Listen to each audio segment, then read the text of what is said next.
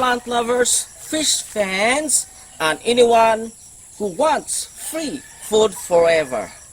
Welcome back to my channel where we turn backyards into food factories. Yes, food factories. And today, I am about to share my biggest gardening hack yet. Unlimited spring onions grown with fish power. Fish power? Yes, you heard that right. I never have to buy spring onions again. My backyard aquaponics system keeps them growing non-stop using nothing but fish, water, and a little bit of science. Meet my tiny farm workers.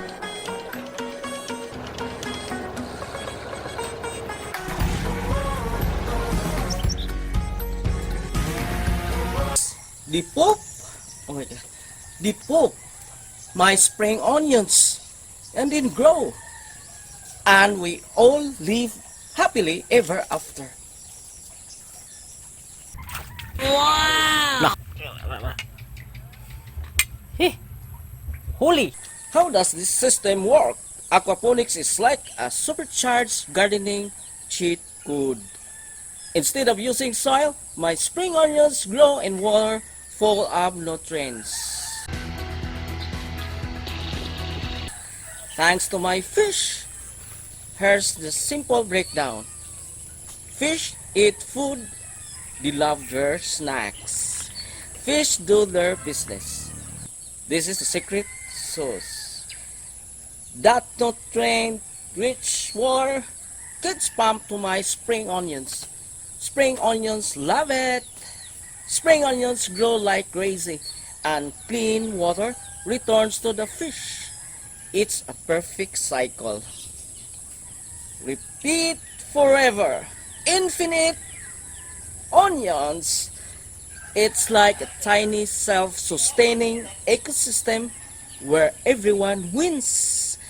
Well, except the fish, because they have no idea they're my unpaid farm employees. And why spring onions? Now you might wondering, why grow spring onions when you could grow something else? Connecting.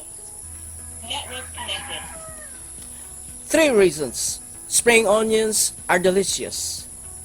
They make soup, stir fries, and mashed potatoes 10 times better. They grow super well in aquaponics. No dirt, no weeds, no problem. Saying I have unlimited spring onions sounds way cooler than I grow lettuce.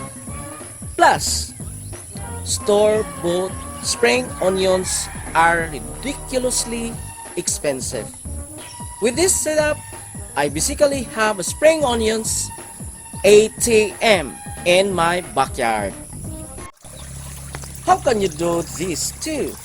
Want to grow infinite spring onions like me? Here's what you need. A fish tank, goldfish, tilapia, or any friendly fish. A pump to move that magic fish water around. Spring onions cuttings or seeds. To start your spring onions empire, a grow bed filled with clay balls or gravel. No soil needed. But my setup, I use soil. It is semi-aquaponics system. Flood and drain. Set it up. Let the fish do their thing. And boom! You have fresh spring onions for life. Level up even more food. If you want to take this to the next level, grow vertically, stack your system for more spring onions and less space. Add other plants, basil, mint, even strawberries can thrive in aquaponics.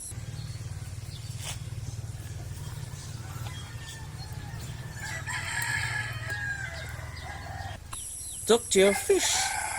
They won't respond, but hey, it boosts morale. Ang tilapia. Alright. The spring onion takeover begins. So there you have it, unlimited spring onions, fresh from my backyard. Thanks to my fish-powered system. If you love this idea, hit that like button, drop a comment below. What's one vegetable you would love to grow infinitely? Subscribe for more backyard farming hacks. Now, if you'll excuse me, I have a spring onion empire to run.